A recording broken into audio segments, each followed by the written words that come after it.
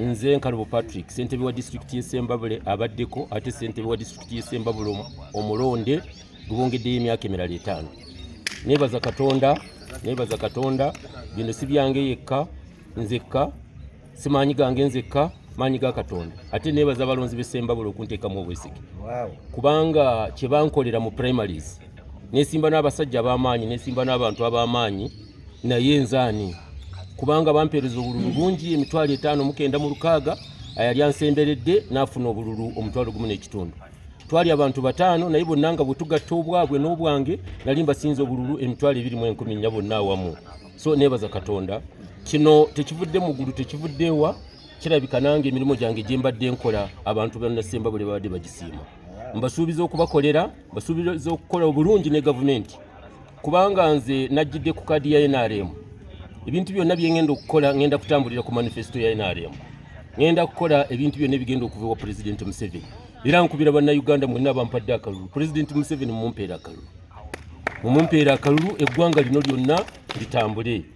Nebaza ne sekwebaza abantu mwenna abanteereddeko emikono abazze okumperekera abambeereddewo mbasuubiza okubakolera n'okusinga bwe mbadde nkola.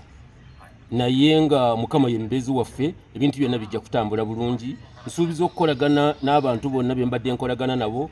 Nsuubiza okukolagana obulungi n'Obwakabaka bwa Buganda nga bwe tubadde tukolagana. Nsuubiza okukolagana ne bakulembeze bannange obulungi. Bakansala bannange bonna abanaaba bazze nsuubira okubaweereza obulungi nga bwe tubadde tutambula. Si kintu kyangu okubeera ne kanso gye mbadde naye mabega nakati ekyaliko n'oba ng'olina around 95% mwenna nga mukolagana nga tewali muntu alwana ne munne. Nkyebaliza Katonda.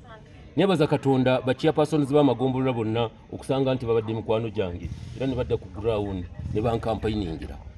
Byonna Katonda yabikola naye nange amaanyi gange n'amagezi gange nja kugateeka mirimo gy'Essembabule okulaba nga Ssembabule ekulaakulana. Nja kukolagana bulungi n'abakulu b'ebitongole abakulira departments ng'ab'ebyenguudo amalwaliro n'ebirala okulaba nga Ssembabule etambula bulungi.